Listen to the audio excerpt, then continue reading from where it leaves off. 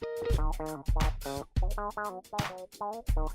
hey everybody, welcome back to Rex Vision. My name is Rex, and this is sort of my vision. I'm a photographer. I travel around the country covering music events, festivals. I seem to specialize in festivals, wandering around and meeting all kinds of interesting people as I snap their pictures, and those are the people up on the stages. It's kind of cool. Alright, it's really, really cool. And then when I'm not doing that, I live down in Florida in the Spirit of Suwannee Music Park. It's probably the coolest place to see live music in the world. I might be a little biased because I live here and it's awesome and everything, but there's a beautiful amphitheater and it's probably the coolest place on earth. Anyway, this is episode 3, and we're going to try and apply the lessons that we've learned from the first couple. First off, everybody says 2.5 hours is a little long, Rex. We like you, but I don't know. We want to hear you jibber jabber for 2.5 hours. So, okay, I can understand that. I don't like listening to myself, but somebody has to. So we're gonna do them about 90 minutes long, something like that. I really want to try and, number one, be able to go into a little bit of depth with some of the more casual conversations I have, because we gotta connect. But also I'd like to take some time to really kind of dig into some things. So I really want to have, if I'm going to have multiple people on, I want to have 2 or 3 of them, because I really want to compare and contrast and learn from as many people as possible. Anyway, let's see if Harry's home.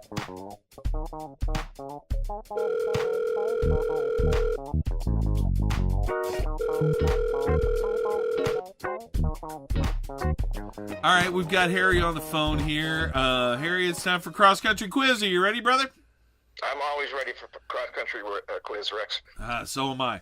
All right, this one's kind of fun. You're throwing a Super Bowl party, and you're given an unlimited budget to prepare for the food. The only problem is you only have room to serve 5 dishes.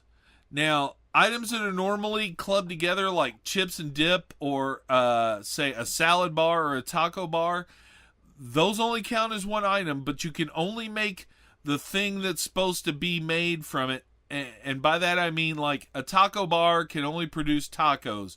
A salad bar can only produce salads. You can't make a taco salad out of it or whatever. You can only have...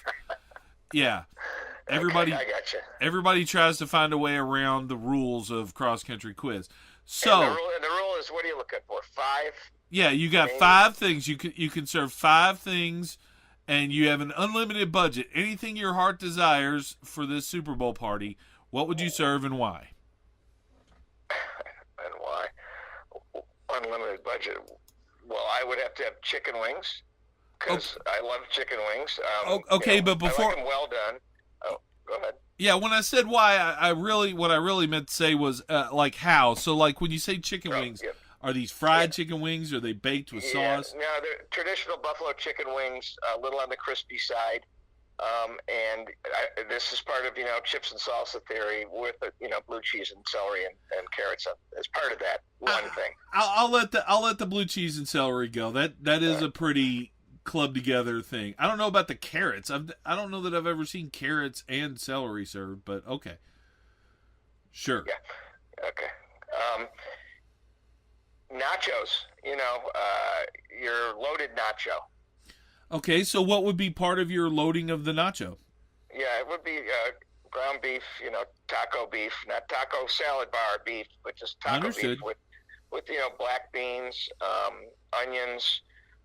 I like banana peppers, salsa, shredded cheese naturally. No thank you on the sour cream. I think that's pretty basic. Not overloaded, but just the basics. Gotcha. All right, so we got 2. Yep. A beef tenderloin, a really great beef tenderloin. Smoked? Medium rare. Smoked, no, just roasted? Like grilled. No, grilled on the grill. Okay. Just old-fashioned like my daddy used to make for us. That's just a really good cut of beef tenderloin, yeah, that would be great. Just out of curiosity, that's kind of a weird cut to grill. Any tips on that? Yeah, if you take, the big foot long, 16-inch long, 3-inch diameter beef tenderloin is one piece, and you just put that thing as hot as you can on a grill for, I don't know, maybe 6 minutes a side or something, but not long. It's just the greatest, most beautiful tasting beef that I know of. All right, I'm down. All right. And that always comes with the brown mushroom sauce as part of it. That goes together. Like the demi-glaze or whatever, sure. Well, no, it's more you pour over. It's a mushroom sauce, like a Bernaise mushroom. Oh, yeah. Man. Yeah, okay, so that's the third one. I'm a vegetable guy. I just want a big old salad, house salad. No meat, not a chef salad. You know what? I'll go with the Caesar salad. I'm going to go with the Caesars from the greatest Italian restaurant in the country. And that's everybody's different opinion. So from everybody's favorite, me, I don't really have one. Just, I know when it's really good. So Caesar salad. All right. That's 4? I believe so. This doesn't count dessert? No, you can throw a dessert in there if you want. The only thing you don't have to worry about is drinks. Yeah, no, I'm going to go for a fifth meal there, a fifth thing. And that's going to be a Reuben dip, which is like a Reuben, sauerkraut, and corned beef, and Swiss cheese, and Thousand Island dressing, mixed up like a Reuben in a big dip. Then you put it in the oven, heat it up, and then you put it like on a Ritz with some crackers. Okay. Some crackers. All right. That actually, I'm not a huge Reuben fan, but that does sound interesting. It's good. Well, Easy cool. to eat. Yeah. Well, it sounds like your house is one I might drop by on the Super Bowl. Thanks, Harry. I'm going to go bother somebody else now. All right, Rex. No bother at all. Take care. Bye. Harry Zegers is way cooler than just listening to him babble about his Super Bowl food stuff. Let's get into it with leading light of Atlanta hospitality, Harry Zegers. And now, all right, folks, we're here with one of my favorite people on the planet. Introduce yourself, sir. Hey, Rex, it's Harry, your friend Harry Zegers from Atlanta. Now, we've known each other for a number of years now, so thanks for calling me once again. Always a pleasure. I'm not really sure. I know we met on Jam Cruise, but I'm not really sure what the circumstances were. But I do know that I've come to treasure you as one of my favorite people on the planet. Well, I appreciate that. I'm a bit humbled, and I'm back at you, brother. There's a whole bunch of people around the country who have been super helpful to me in my travels and everything, in giving me places to crash and such as I'm going from place to place as cheaply as humanly possible. But there is no one who has gone to the lengths that you and your wonderful family have in welcoming me into your humble homes. Thank you. Rex, I don't know how it happened, but it's always a pleasure to have you here and interact with the family. The kids love you. Where's Rex? He came in late. He got out early. We didn't see him. But glad to be part of the family and you to be part of ours, brother. I've told this story 100 times, but the very first time I crashed at your house, you'd offered me a spot to crash many times, but I was finally coming home from the Swanee Park where I now live, actually. And, I realized I wasn't going to be able to make it home before like 5 a.m. And I realized that I was going to be hitting Atlanta around midnight. And I called you up, and the first thing you asked me after I asked if I could crash at your place was, what do I eat on my pizza? I think I was probably standing making pizzas.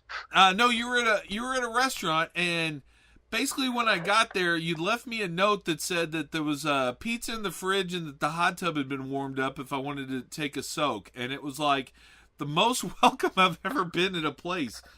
Well, that's it's an open door policy here for friends and family and strangers who were friends and friends who were stranger than you. So I'm glad that was a great experience for you. I didn't really recall that. Hold up now. You have friends that are stranger than me? how much time do you have? I mean, I have to think, but it just sounded good. Yeah, I think I do. Yeah, I've got Stranger. Yeah, yep, I do. Now, I do actually. Yeah. One of the reasons that I'm so fond of you isn't just that you do nice things for me, although that is a wonderful reason to like somebody. You do some amazing things just for musicians and the music scene and the people in it. Besides, as you were saying, opening up your house to everybody, you run a number of online fan clubs for a number of musicians, correct? Yes. Myself and my brother Chris Zegers started some fan clubs years ago. It was Jam Cruise 7, I believe, was when we started the first one, the Nick Daniels fan club, all-time favorite. For the people who don't know, because they should know but don't, who is Nick Daniels? Nick Daniels III is the bass player with Dumpsta Funk.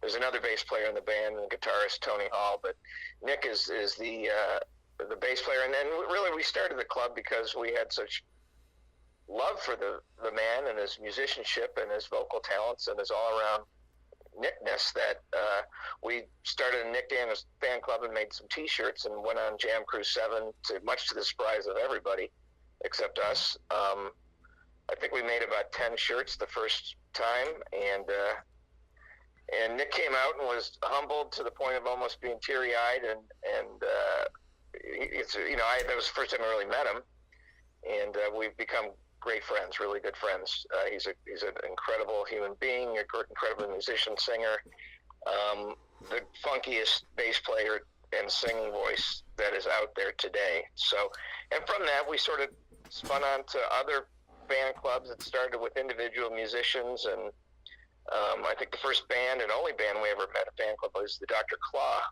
fan club. You don't do the Lettuce one too?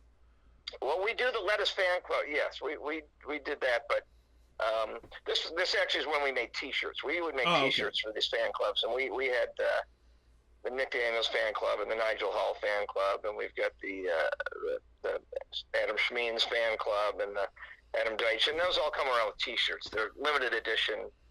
We just decide, hey, let's do this time. But yes, online and mostly on Facebook, we started a lot of fan clubs, probably about 20 of them. Lettuce is by far the most popular and the most organically grown to over 3,000 fans. We're blessed to have the interaction with the Lettuce guys on a somewhat regular basis about music they like and commenting. And but yeah, we have all sorts of fan clubs, including Fan Club Headquarters. And for all you friends out there on Facebook, look us up, Fan Club Headquarters, or any of those fan clubs, and ask to join. We'd love to have you be a part of our passionate fan base. Now, these T-shirts you mentioned, are they available still, or can people get these? There's still a guy that's made them here in Atlanta for me over the years that I can still get them from. We haven't them in a while. It's a work of love and passion. We're not in it for the money by any means, but we love to do it and spread the word. And the Nick Daniels is the most popular, best-selling one. Boy, I'd have to remember. We've got several, not a whole bunch. There was a limited Jesus Combs fan club one, Jesus from Lettuce, that one of his friends, who's a French artist, drew the drawing and the design for us, and we put that one out. It was the only time we ever had an artist that gave us the design to do. We've usually come up with ourselves. One of the most popular is also the Seven Walkers fan club T-shirt, which is skeletons dancing in heaven, sort of in a Mexican motif. Yeah. I don't think I've ever seen that one. Oh, it's a great one. It's skeletons, like 7 skeletons in like a bar scene in Mexico. They have sort of Mexican hats and they're drinking, and then in the back there's a skeleton walking a skeleton dog. And the tagline, we always have taglines on the front and the back. The tagline on Seven Walkers is every dog has his day in the back from one of the songs, and 7 walkers looking down from heaven, I think, on the front. But they're popular. The one everybody really likes is the Bear Creek Fan Club T-shirt. A little different, well, totally different from the fan-based individual a musician. This is when my brother Chris and I were driving back from the Royal Family Affair in Vermont. Oh man, I don't even remember what year that was. It's got to be about 8 years ago. Hold on, just for a second. Let's let everybody know. Bear Creek isn't a band, as Harry was saying. Bear Creek is a music festival that existed down here in the spirit of Suwannee and one other location for a number of years. It was primarily focused on like grooving and dance and funk music, and it was it's a very beloved and sadly missed thing. So okay, sorry, go on, Harry. But Bear Creek, yeah, was the legend of Bear Creek will live forever. One of the greatest festivals ever run by Paul Levine and company. But the Royal Family Affair was up in Vermont at a ski lodge, and it was put on by the Royal Family, which is the Soul Live and Lettuce people, and they had Dumpster Funk was there, Nick and the fellas, and they had what did they call Dark Wave, which was Adam Deitch, John Medeski, and Skerrick up there just doing something off the cuff. A little bit of Coltrane, as I recall, was in there. But so we were coming back from this festival after several days of festivaling in a spacey, funny state, and decided, okay, what's our next thing? Bear Creek's coming up in November. Okay, who's playing there? Trey Anastasio and Lettuce and Dumpster Funk and George Porter and New Master Sounds and Funky Meters and Johnny Vodakovich and just so many people, Roosevelt, Zach Deputy. So on the ride back, we just came up with, well, let's make a T-shirt that's a club sandwich menu, but it's a fan club sandwich menu, a Bear Creek fan club sandwich menu. So we set it up as a menu. It was sort of the chalkboard green, and who's playing and what do we call the sandwich? And we probably have printed about 20 or 25 of those. I think you own one, Rex. And people, whenever I wear it, that's one of my favorite T-shirts. People see it and they're like, and they look at it. There's about 30 sandwiches and a description of each that matches the artist. It was pretty cleverly done. Johnny Vodakovich was cookies. He was at the end because Johnny and Devin are cookies. So we have an interview coming up in one of these first three podcasts with Johnny Vodakovich, and the cookies get explained. So that's all you need to say. Yeah, so that's so the fan club's grown to be a great thing, and still we're pretty active with several of them on Facebook still, and we get requests out of the blue for Seven Walkers fan club, Nigel Hall fan club, and we're like, all right. And whenever Lettuce goes through town, we get some fans who've heard about it. So it's a great sort of organically grown fan club thing we just did for fun, for love of musicians, because that's what we do. We love music. We're live music fans. Some people play golf, some people play tennis or poker or hunt animals. I like music. So, you open your home up to musicians and music industry folks who are traveling around. You spend all this time on promoting the music, and you spend quite a bit of time going to the music. Can you remember the first music that you fell in love with? What started this love affair with it all? When I was an early teenager, the first two albums I bought were Allman Brothers, Brothers and Sisters, and Steve Miller Band, The Joker. I think I was about 14, maybe 13, probably 14. And I've got older sisters, so there was always music around the house. My parents were big band fans, so we always had music around the house. But back then it was, I was really fond of Billy Joel when he was, the early stuff, Strangers, Streetlight Serenade, and the first album. I was a big Allman Brothers fan, a huge Eric Clapton fan from when I was a kid. The first concert I went to, I think it was 14. It was the August in '74. Was Eric Clapton and his band. Opening up was Joe Walsh and Barnstorm, and for the encore, Keith Moon and Pete Townsend came out. Wow! I remember some of the concert. I don't remember all of it, just because it was so long ago. And I went with my two older sisters. It was delayed for like 6 hours because of a minor hurricane that came through the West Palm Beach Speedway. It was early August, so hurricane season. And I remember my sisters and the guys they were with, their boyfriend, I don't think they were boyfriends, they were just party friends, were, offered me some stuff that I just wasn't I wasn't ready for some of that stuff. And But you accepted it anyway? No, it was a jar of some tea, and they told me what it was. I said, so I've done my experimenting, but at that point I was just doing a few early things. But that was my first experience. I was a big Clapton fan, and actually, the album 461 Ocean Boulevard, I Shot the Sheriff, was 2.5 blocks from my parents' house in Miami Beach. We spent winters in Miami Beach, me and my family, me and my 7 siblings. Good Lord. From Chicago every winter after Christmas to go down to Florida for the winter, and then came back in May and finished school up there. Very odd sounding, I know. I was very fortunate. My father had a business that enabled him to do this.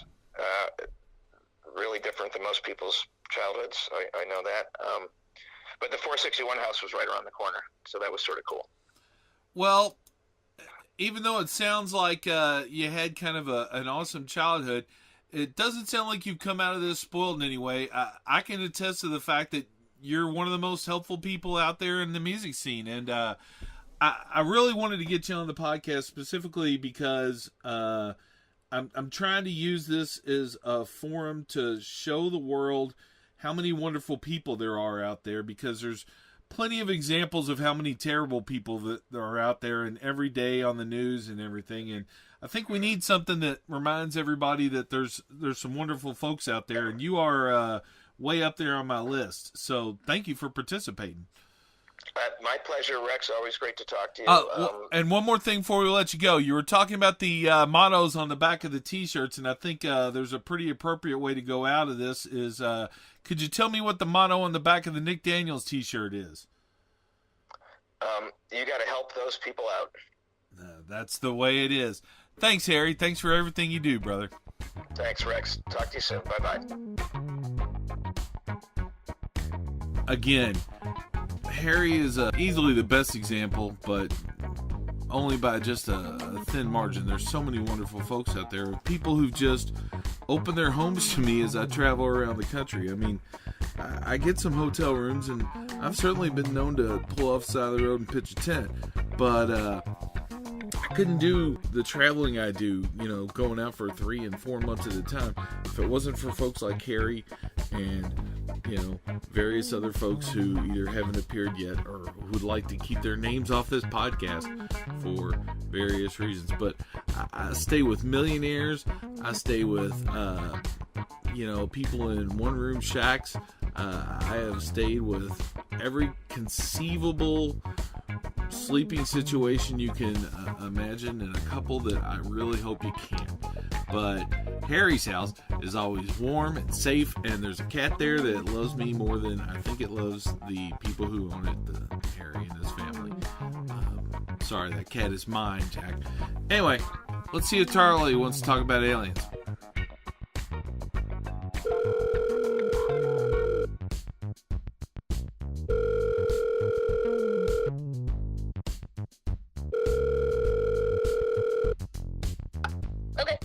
And okay, we're here with Taraleigh. Taraleigh, are you ready to play cross country quiz? I'm ready. Okay, you're out in the woods, and it's the middle of the night, and all of a sudden there's a huge bright light, and you're swept up into an alien spaceship. You're brought forth to a little seated council of the little gray aliens, and they inform you that they're thinking of destroying the Earth, and what they're looking for is 5 accomplishments of humanity to make us worthy to continue living. Okay. So, what 5 things would you say as humanity's achievements that make us worth continuing on? Well, the first thing that's popping into my mind is the amazing music that we as humans have created that just bring people together and allow them to feel all the things through sound. And everything makes sound. Nature, when the wind is blowing, makes sound, but humans figured out how to take that sound and make it sound really cool. So I think that's my number one. I'm liking that. Go on. Let's see. What else did we do that should keep us alive? I think an accomplishment. It's not accomplishments. You could call it achievements, things that we've developed, just sort of what's cool enough about the human race to let us go on. Yeah. So we've figured out a way to take things that grow in nature and heal ourselves, which is something so cool, like that you can look at a plant or an herb and then figure out how to use that to treat somebody who is really sick. And I'm sure we can help the aliens if we can go to their planet and figure out how to heal them when they're feeling sick to help make their race thrive and be even better. Okay, quick aside, would you go back with them if they asked you? That's so funny. I've been talking about this a lot lately, and I used to think I was an alien because so many of my friends, I think, are aliens, and I wanted to be one really bad, but I think I'm of this earth, and so I would... You would what? I would stay here on Earth, even though, like, I'd have FOMO about what was happening over there, but I think I would stay. Okay, so we've got two. You would list off our musical achievements and our harmony with the environment and giving us the ability to heal ourselves. What else you got? I would say writing books and just like writing and transcribing, because it's a way that people were able to storytell and also kind of keep track of what was going on with history. And so we have all of these like physical form books that tell stories of all the generations and also history and all the things. So yeah, writing books. So, okay, written language, very important to the development of us as a species, very, very observant there. Music and the healing thing. So we're up to 3. The aliens are still kind of hovering with the finger over the button. What else you got? I would say our ability to unconditionally love each other. I mean, that's sometimes really hard to do, especially like today when people are acting so crazy and kind of evil, but we can still find, not everyone, but we can still find ways to unconditionally love those people, even though they're acting in ways maybe we don't like. So kind of seeing past all of that and knowing that from, like, I don't know, when you look at a baby, you can't look at a baby and be like, that baby is like evil and terrible. It's the things that happen to that baby from that point until later that makes them act evil and terrible, but they're not. Like, you never tell a baby that they're terrible. So I guess our way of unconditionally loving each other, the ability to do that. Now, what if the baby has one of those little 666 tattoos? That could be an evil baby, you know. That could be an evil. I haven't met an evil baby yet, but I guess they could be out there. I'm just saying, when I first saw that movie, I like ran to the bathroom and like went through my hairline for like an hour looking for the tattoo. That was very worrisome. Oh, and you said that people can be very evil and very scary today. Do you mean like in this day and age, or do you mean like today? Like, are you having a really bad day? No, I just mean in general. Okay. Which, I mean, they always have been. There's been bad people all the time, but for the most part, the human race is beautiful and amazing, and so that's something that hopefully they would want to keep us around for. That like 98% of us are awesome. Well, this is something that, you know, gets lost in the doom and gloom and the fear that the media tries to spread. But we're actually living in the safest, kindest, most constructive period in human history right now, as opposed to any other time in the past. So yeah, I read an article on that too, and I think it's because of social media. We're aware of so many of the things that are happening, so it seems like there's so many more horrible things happening in the world. But like 100 years ago, there was no way of finding out that thing that happened in like Australia or Europe if you lived in the United States. I don't know. That one always seems like a little bit of a double-edged spread. We get to hear some of the good things that are happening, but we get to hear a lot of the terrible things that are happening too. Yeah.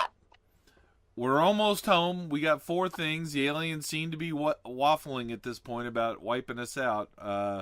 Do you have one more thing that could keep them from nuking us? Well, I feel the way to almost anyone's heart is through food. So we do, as not Americans, as humans, we do amazing things with food and make like things just taste so delicious. So we should like cook those aliens a meal. Get some of the like best chefs in the world to cook them something, and they won't want to. Oh, they won't want to kill us if they eat like a human's best like culinary achievements. So if we have some of the best chefs in the world cook for them, there's no way that they'll want to take down the human race. All right, I'm liking your thing. Let's just try not to send that Gordon Ramsay dude. He seems kind of mean. Yeah, he has a good heart too, though. I'm sure he does, but it just, I don't need him just all over the aliens, like, calling them names and stuff. Yeah, totally. That's worrisome. All right, well, thanks for playing Cross Country Quiz. You have a great afternoon, and I'm sure I'll be back to bug you soon. All right, I'm looking forward to it.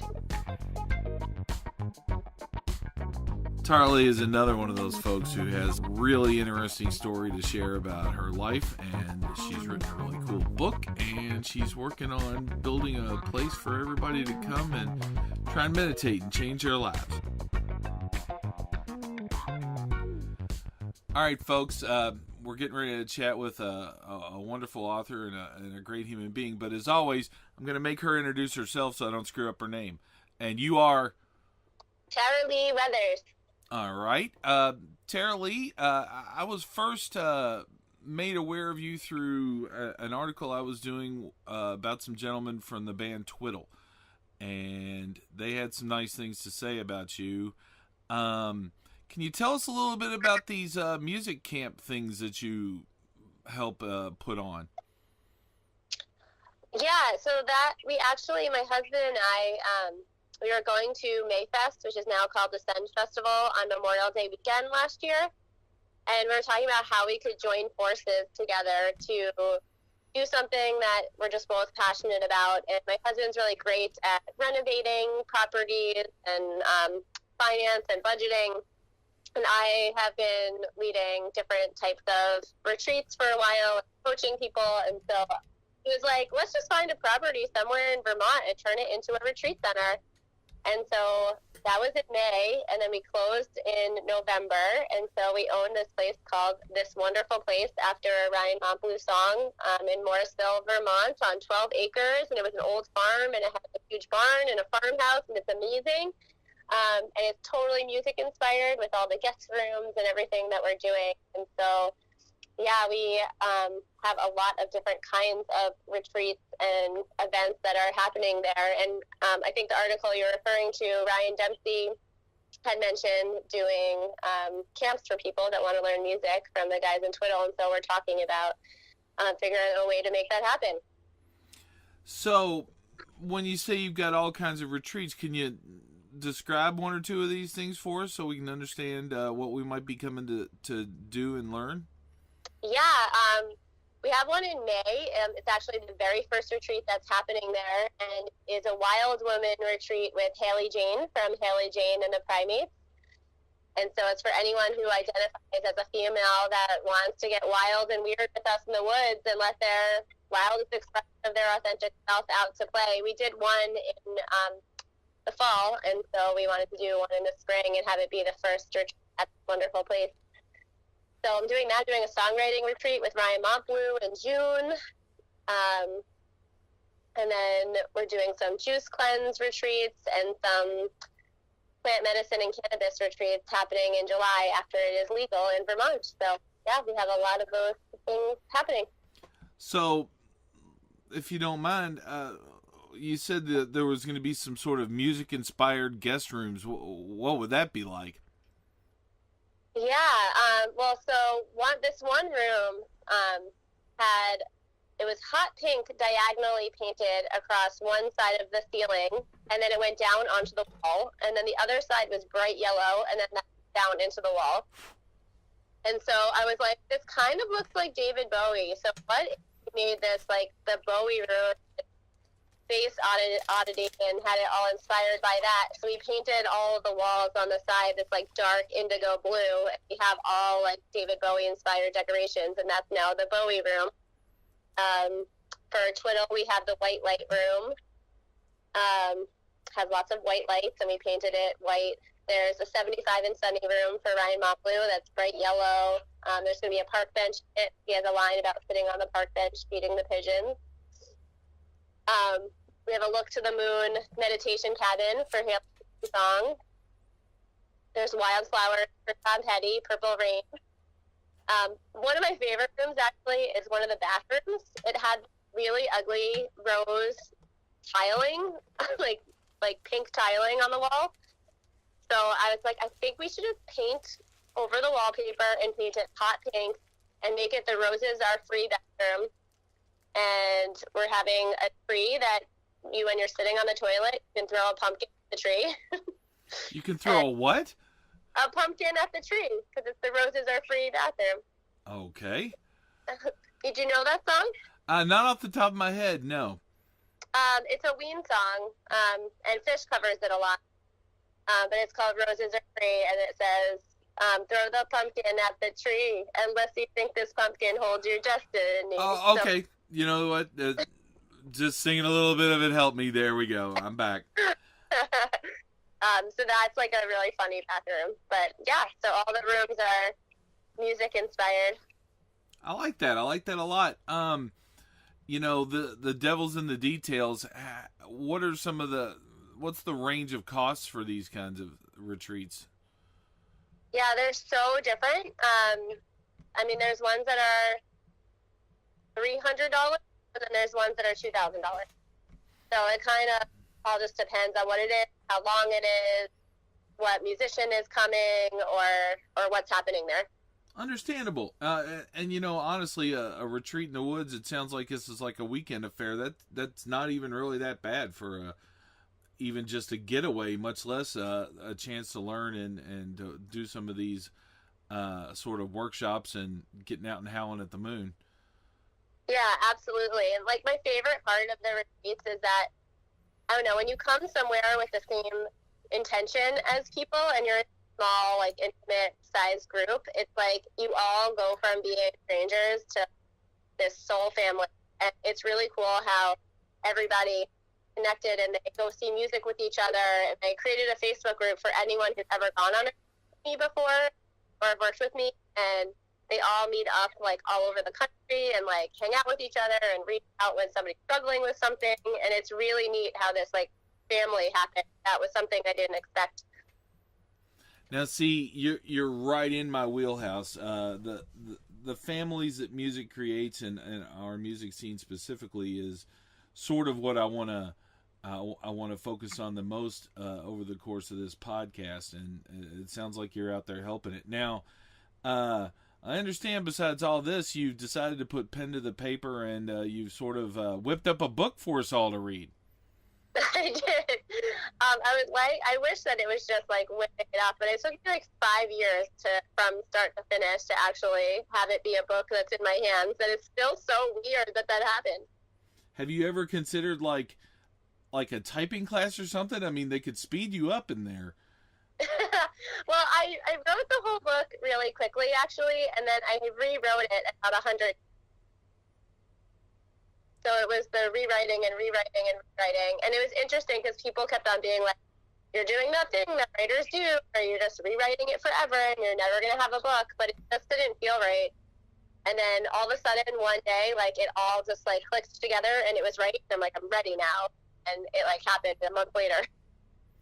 You know, you touched on a thing. It's hard for creative folks to call something done. It's that weird moment of choosing between whether you feel like you finally said what you wanted to say or whether you just have to put something out. Do you feel like you had just been working on it long enough, or do you really feel like you were completely happy? I felt like I was completely happy. I also know I could have reread it and added and changed things. I could do that forever.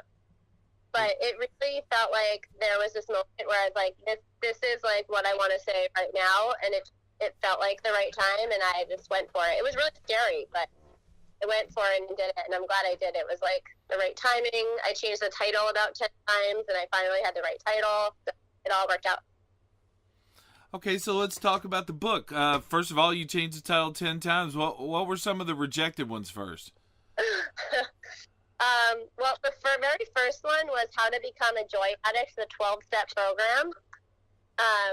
And then I asked people for advice on the cover, and cover ideas they gave me. I was like, okay, this is not the right title for the book. It was obvious that, like, the content didn't match the title. And then one was something about a bird pooping on your foot. It got crazy for a while.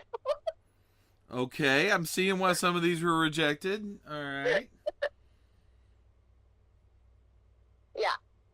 So, for everybody listening, let's especially so that they can run out and buy this.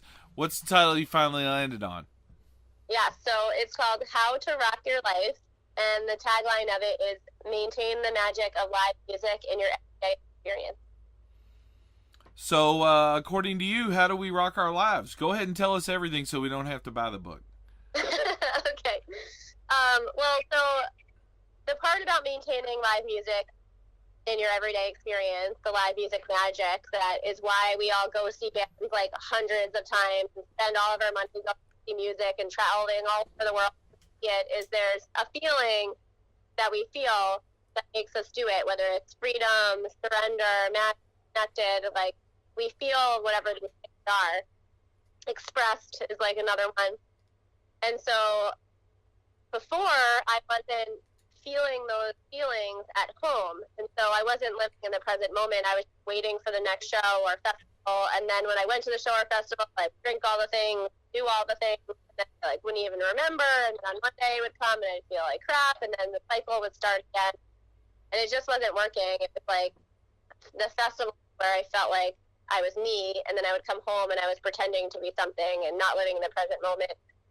So I tried to think about, okay, well, there's these feelings I feel when I'm at a live music show. How can I feel that way even for 1 minute every day, like one of those feelings? So when I'm in a job, like I had a job at the time that I just like really didn't like, I was like, okay, while I'm at work, how can I feel a little bit like I do and bring that live music magic into that job? And so I would bring my iPod into the bathroom and have raging dance parties in the bathroom stall when I was going to the bathroom. I would wear tie-dye, like bra and underwear under my clothes that I had to wear to work, to express myself a little bit. When I was driving to work, I would listen to like my favorite shows and get down at stoplights, take 3 deep breaths and like connect with myself. So once I started that, then it's like my life really shifted, and I started being able to, like, I wanted to feel that way more and more, and so I did more brave choices over time that allowed me to feel like, to cultivate that music festival from within, so life can feel like one big festival. So I'm assuming that, and clearly I was joking about you reading us the whole book basically, but the book outlines your thoughts on how to do some of these things, how to keep these things present in your life throughout the non-festival days. Yeah, that's the premise of it. And at the end of each chapter, I have, it's called Make the Magic, and so I bring some activities that you can do at the end of each chapter to kind of bring the lessons of whatever I talked about into your everyday life. Sweet. You know, there's a lot of not just self-help books, but sort of self-awareness books that preach a lot of really good stuff, but they don't seem to give anybody any practical ways to apply this stuff, and it sounds like you've skipped that step. Yeah, because, I mean, I've read, like, so many self-help books in my life, and a lot of times it ends up leaving me, like, feeling even more helpless and, like, it's kind of like a failure because it didn't work for me. And so it was because there was no, like, action to be taken. And so I kind of, like, lay it out so you can actually, like, do the stuff and try to apply it into your life and see what works and what works, so then you can find something that works for you. All right. You know, it sounds like you have an urge to teach and to help with these retreats that you're doing and everything. Have you always felt sort of, I don't know, like you needed to be helpful to those around you? Yeah, I mean, I've always done that. I taught dance since I was in like 5th grade. I was an assistant teacher back then, and so I've been teaching ever since. And I always have a really strong desire to help everyone around me. Hasn't always worked in my favor, with like bad relationships and things like that, of really wanting to help them. But that's kind of in my nature, is I love helping people. Well, we need more of that. You talked about the keeping the magic of the festivals alive in your heart. What was your first festival? My very first one, I think, has to be Big Cypress. Whoa. Actually, that's not true. I went to this one in college called the Earth Mother Mind Jam. See? And it was I forgot about that one. That was in Sedona, Arizona. And it was awesome. I mean, it was so fun. And there was, like, all these hippies camping in the woods. And then there was also a, like, role reenactment of, like, knights and, I don't know what time, like, Renaissance time. Yeah. We're doing, like, where a whole group of people where they're reenacting things. So there's all these hippies in the woods and then them reenacting stuff. And I remember I was, like, giggling in my tent with one of my friends, and one of the guys knocked on the tent from the other group and was like, "Excuse me, madam, but your tent is set up in my battlefield." And it was really funny.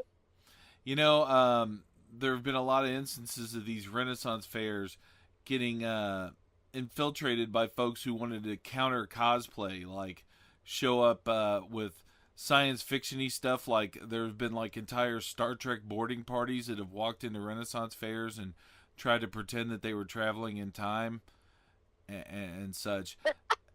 It kind of makes me want to see what would happen if we could get one of those kind of crossovers going with just a regular hippie music festival and the Renaissance people, and just you know, maybe the hippies sort of overshot with what they were taking and managed to brain meld themselves back to the Renaissance time. Yeah. Well, I mean, I kind of experienced that at this festival. It was like we were all intertwined with each other, and it was really funny. Some of the Renaissance people ended up just like hanging out with the hippies and like doing things and like dancing around the fire all night. Really funny. Sounds like it'd be loud in all that armor, though. Yeah. So the book is out? Yes. And everybody can get it on things like Amazon and perhaps Kindle and those kind of things? Yeah, it's on all the things. It's on Amazon, ebook, paperback, hardcover, Barnes & Noble. It's like all the places online. Did you do an audio version where you read it? I'm going to. I haven't done it yet. And I'm thinking about also doing vinyl. I'm really into records. Nice. How many? Wow, that would be a really cool, like, just like it'd probably be at least a double album, though. Yeah, one of my friends who was here, he knew the amount of work for how long it takes to read it, and it would be a double album. Yeah. I listen to a lot of audiobooks. The one thing I'll ask you is if you're reading it and you read a joke, please tell the joke in a normal, like, telling a joke voice instead of in a monotone reading voice. Oh, yeah. I mean, I'm going to read it. And there's also, like, people that tell stories forward in the book, and so I'm going to see if those people want to read their own part. But besides that, I'm going to read the whole thing, just like how I'm talking now. I like that. I also like the make people read their own stories. I call that the Matt Butler model from the Everyone Orchestra. Yeah, that's so funny you mentioned him, because he keeps on Facebook messaging me while we're talking. Oh, well, tell him I said hi. I will be having Matt Butler on this podcast before too much longer. He is, in my opinion, the smartest guy in the music scene. Yeah, I agree. He's the best, and he's so kind. Yeah, and he tried to prank me on announcing a Modown thing, so, you know, I got a lot of love for the guy. Well, Taraleigh, thank you so much for not just taking a little time to talk to me, but apparently for being out there trying to help be the love that you want to see in the world. There's not a lot of people doing it as hardcore as you are. Thank you. Well, you're one of those people too, so I'm so grateful for you and this connection and how we get to spend a little bit of time together today. Oh, sure. And, as I've probably explained to you, you're not done with Cross Country Quiz. As soon as you're actually in my phone, your fate is sealed. There will be more weird questions coming your way. You can hide from the phone if you want, but eventually I'll get through. Yeah, I'm equal parts excited and scared. Yeah. I promise they're not all about cannibalism, though. So, well, thank you very much for taking a few minutes of your day here, and go forth and continue shining that light on everybody. Thank you. You too. Okay, you heard the lady. Pick up her book, How to Rock Your Life, A Live Music Lover's Guide to Raging the Sweet Life. Go out there and visit her at her wonderful resort and retreat. Just take her message to heart. Embrace that kind of thing. Music is light, and music is love, and she's got a really wonderful point that I completely agree with. Happy to know that she's out there trying to do this stuff. All right, let's see what guitar players want to eat on Super Bowl.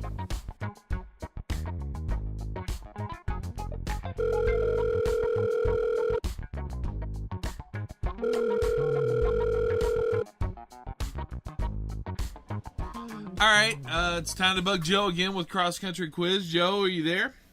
I am here. How are you? Hey, some days good, some days bad. But every day with Cross Country Quiz is fun for me, so... Every day you don't have to eat someone is a good day. You remember the last question. Well, this next one's about food too, but it's a little easier to deal with.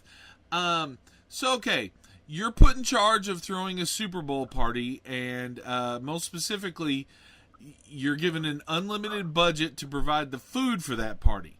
The only caveat is that you can only serve 5 dishes.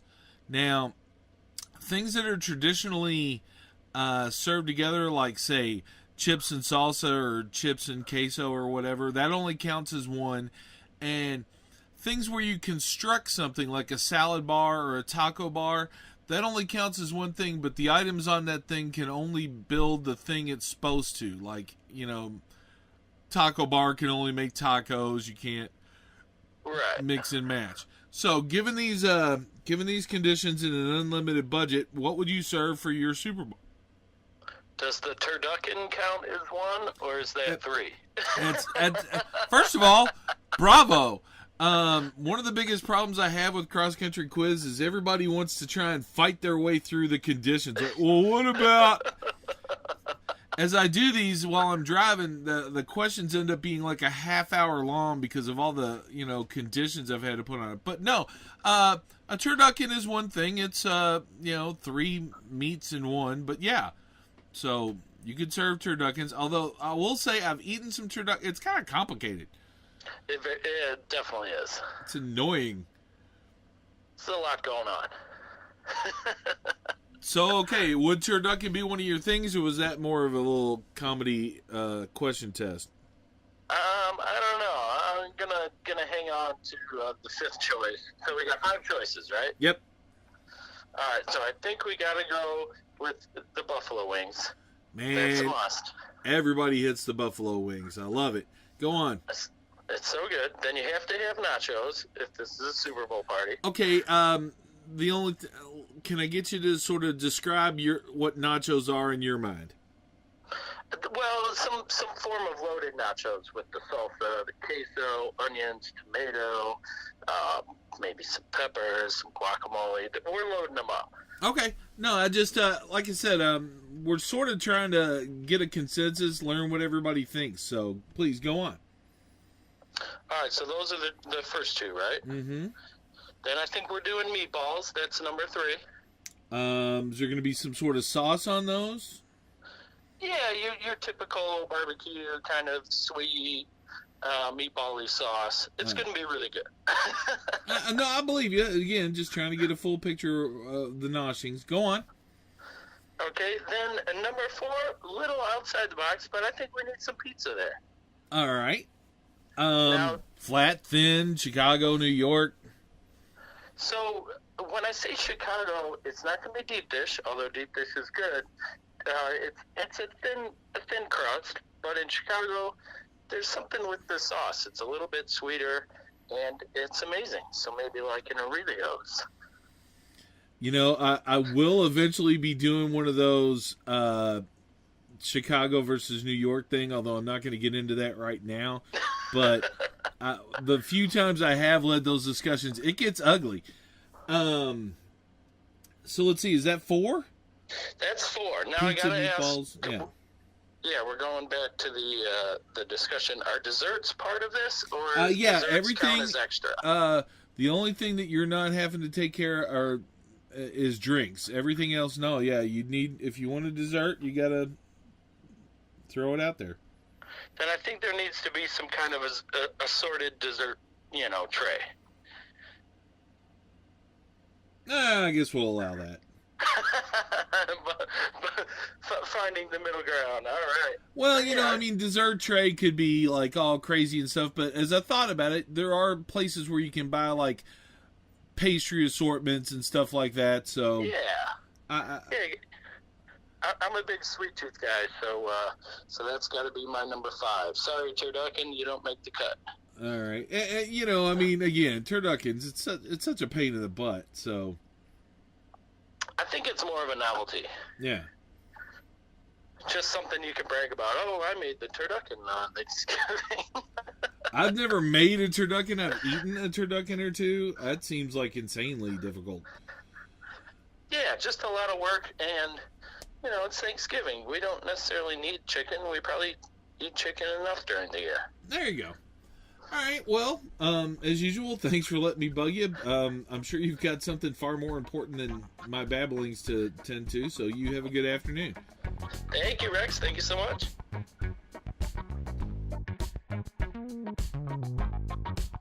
This next guy, you just heard him outline his Super Bowl buffet for us. He's really more focused on his guitar than he is his culinary skills, and I think he's found his place. Joe has played with probably everyone who's ever picked up an instrument besides himself at one point or another, and it's always fun to hear what he does.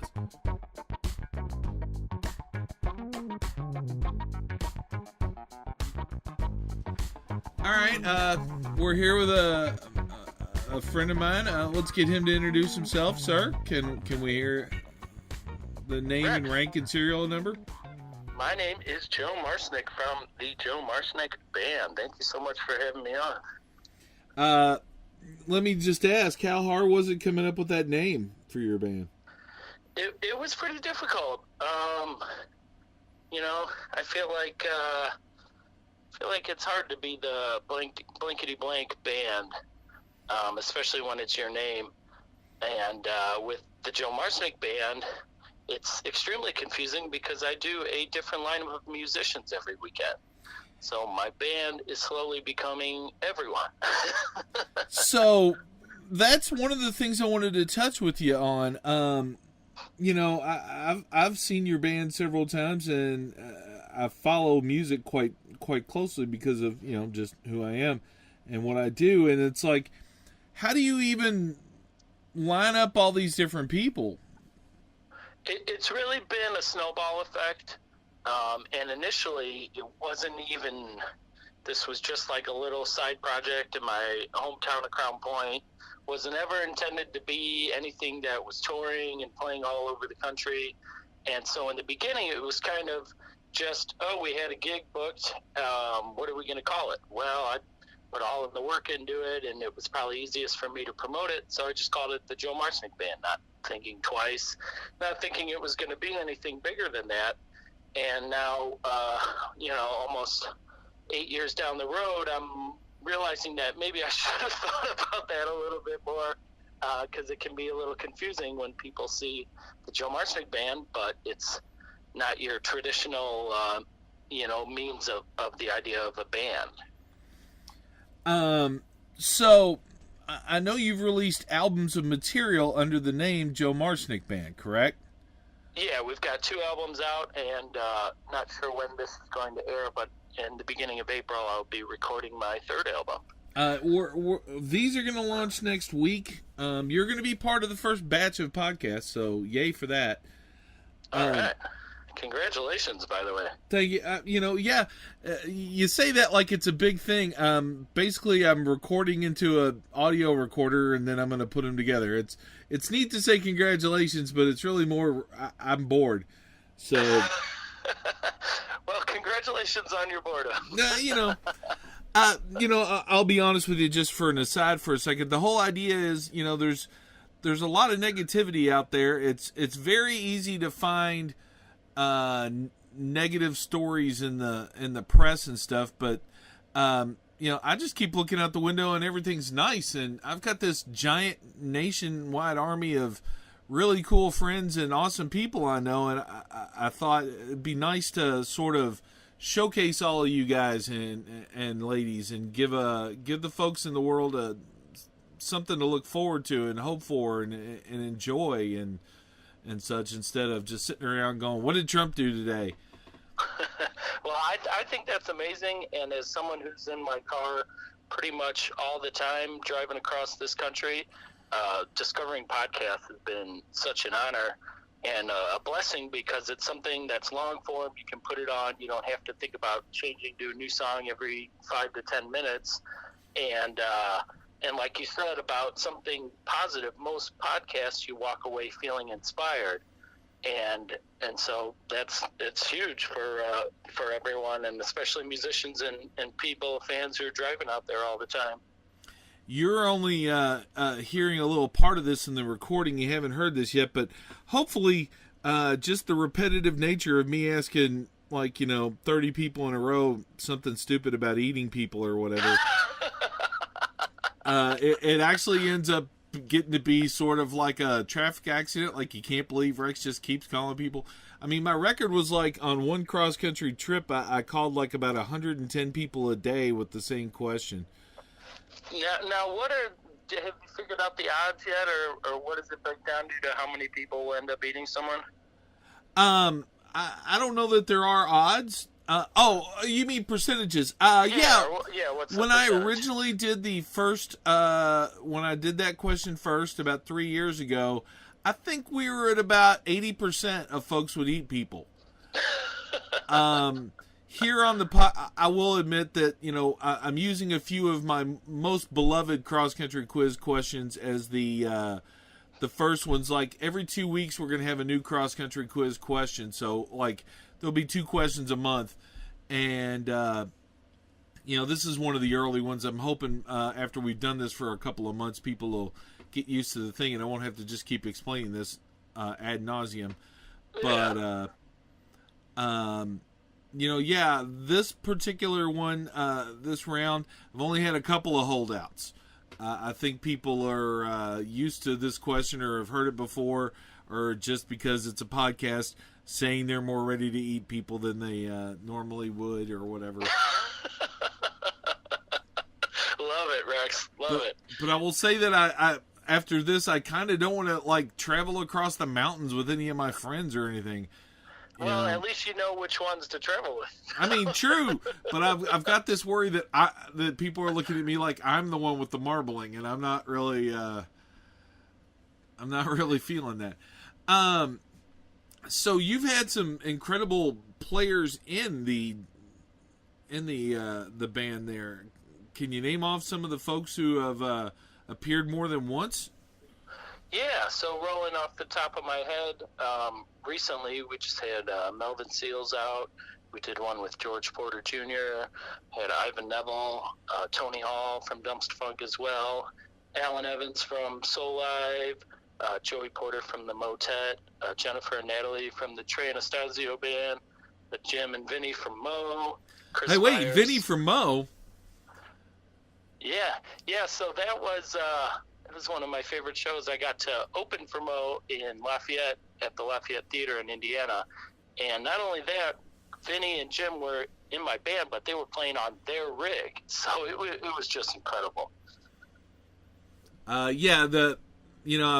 still looking at the orders of these, but now I'm gonna probably have to stick this in the episode with the interview with Vinny, where I actually asked him which member of his own band he would eat if he was trapped in a cannibalistic situation. So you'll just have to wonder which one he said. I've got an idea. I mean, that's got to be great. The question is, though, so, okay, you've got your own material. How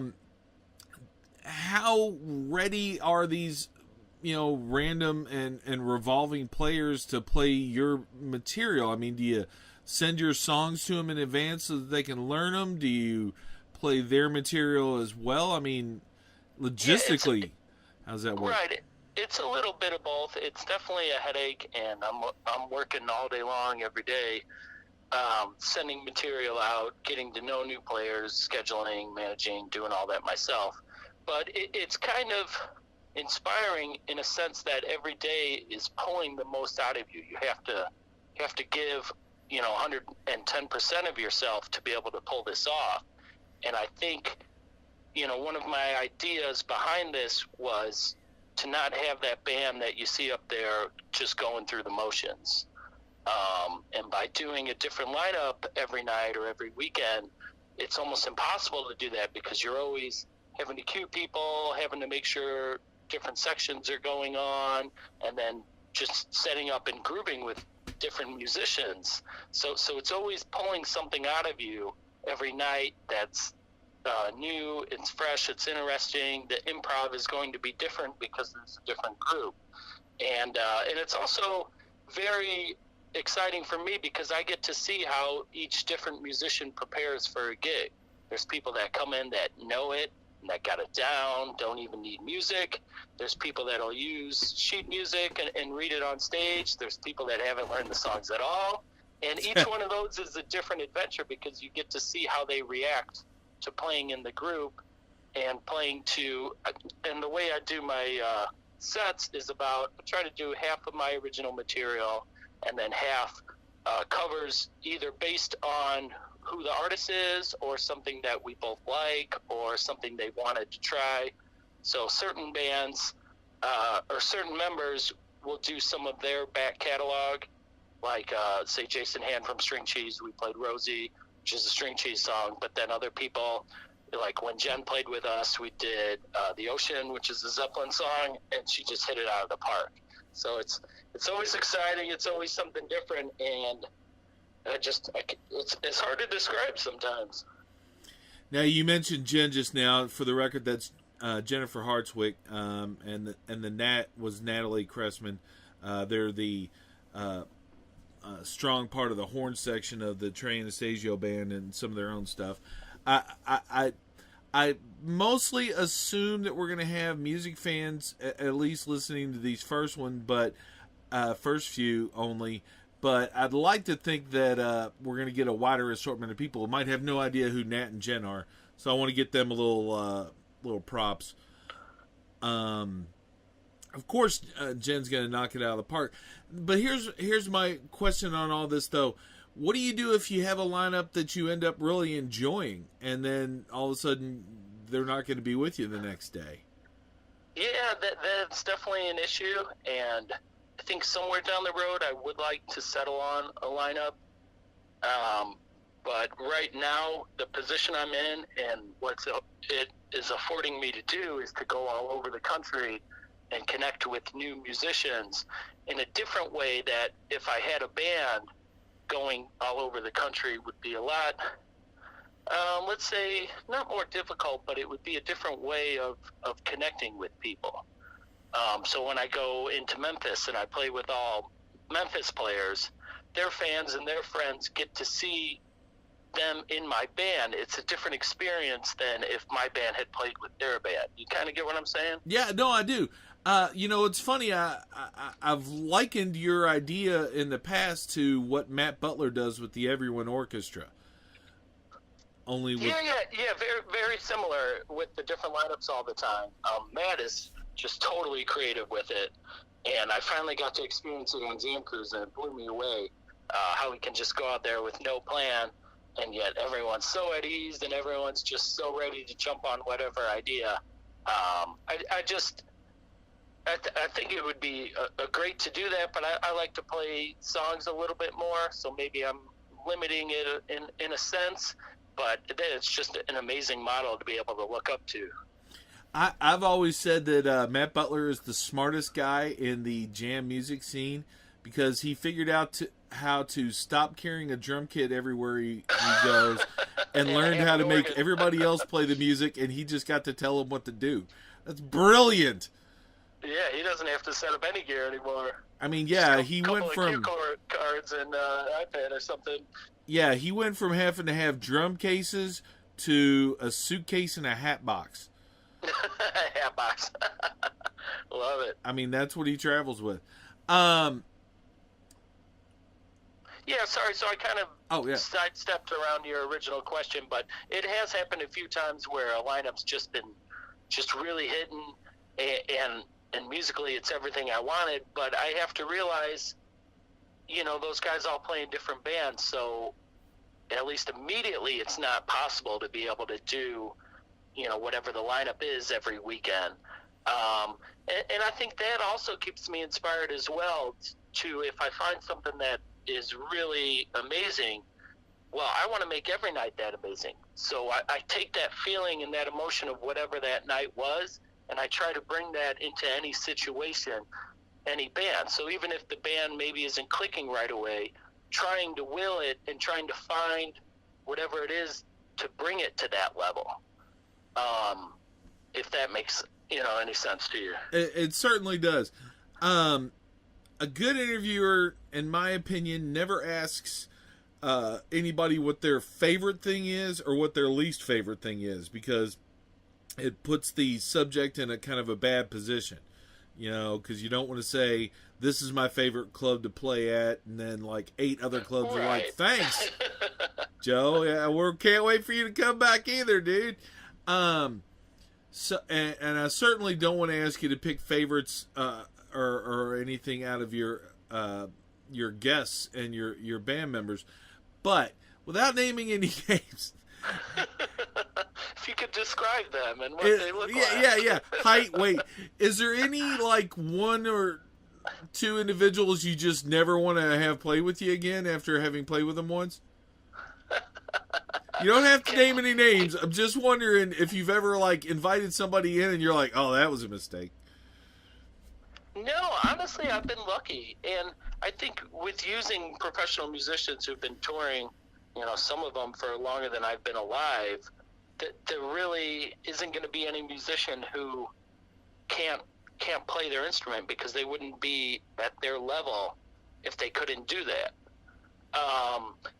Personality-wise, that's a trip in and of itself, because being on the road, it brings out different sides of you that maybe aren't your best light.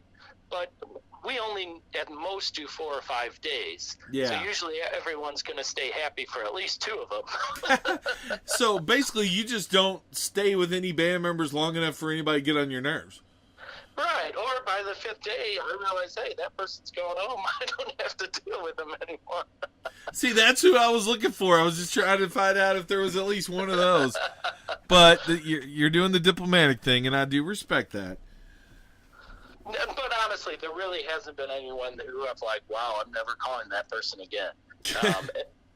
And if you look at my lineups, I've pretty much at least called them once or twice, if not multiple times, to play. So the other thing that I really love about what I'm doing is that I'm able to build chemistry over a long-term format.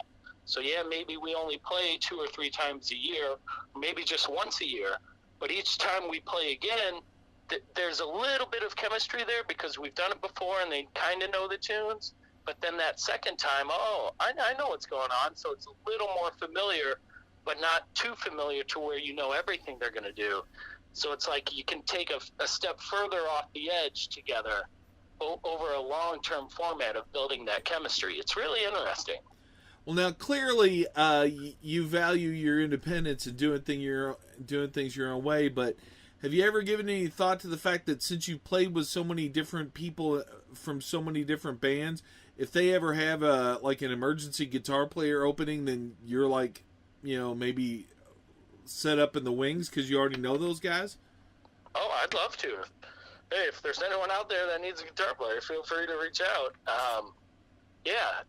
No, I would jump at any opportunity. Sweet. See, now like the guys from Widespread Panic and such are all kind of like looking at each other like, if he starts to get on my nerves, we can bring in Joe. But then I'd get on their nerves and it wouldn't last long. See, I gotta tell you, I would just be such a sucker. Whatever you guys need, yes sir, no sir. I'll carry all your drums. Yeah, that is my other thing. It's kind of like the old football thing. I wonder if there is hazing in bands. I've asked a couple of artists and they've said no, but still not sure I believe them. Yeah, you've got to think like the Allman Brothers, who had quite a few guys come in throughout the years. There's got to be something they do to the new guys that had come in.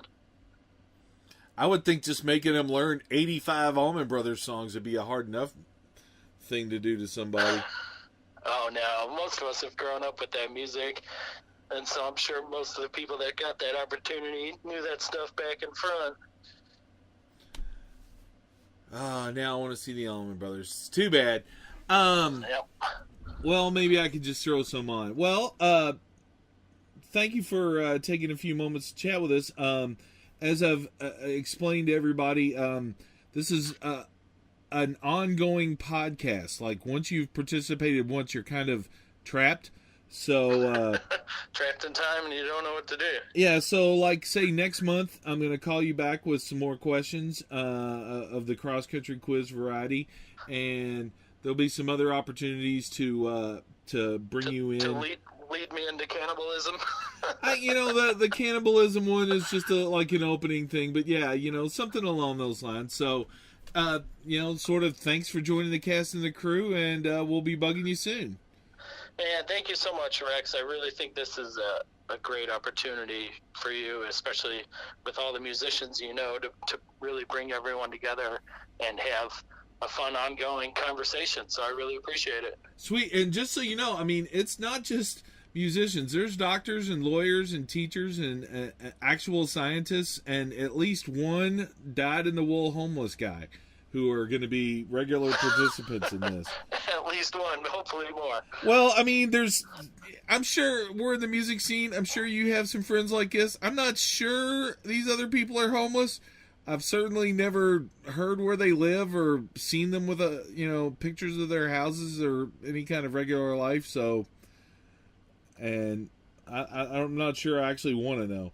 So, but it should be a fun time. And thanks for joining us. And we'll talk to you soon.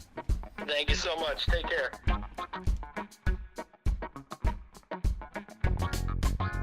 All right, now Joe has a GoFundMe that's working to fund his latest album. It's weird. The music industry has changed, and you can still find these contracts, but the scale of the pay, the way they pay you, it's all completely different these days. I mean, you were getting ripped off before, and now you're really getting ripped off if you go with some sort of label, it seems like, or a lot of the labels. There's certain artist-run labels like the Lo-Hi Records thing that Tim Carbone and those guys have going that's really good for the artist, but they can only take on so many people. But the way these GoFundMe, these crowdsourcing things work out, the way people can just help an artist they like with just a little bit of cash, and the way that aggregates up to the point where Joe can release a badass album with like Terrence Houston on drums and Will Blade on organ, and maybe even have a whole bunch of those millions of musicians he's played with guest star with him. Sorry about the cough, everybody. See, I don't just chop all these things together with tiny little bits. They're all just me babbling. Anyway, he's got a GoFundMe. It's help fund the new JM3 album. It's going to be very much worth all that time and expense. We're going to have more of these this week, so I hope you enjoyed this. Please come back for more. We're going to get into one of my favorite drummers from New Orleans, and we're going to meet a lot of the people behind the scenes who make festivals happen, who especially just helped make this incredible last weekend here at Swanee for the Swanee Spring Reunion happen. We've got lots to come from that too. So anyway, as usual, we're all in this together. Try not to stab each other between now and the next one of these, and then just in general,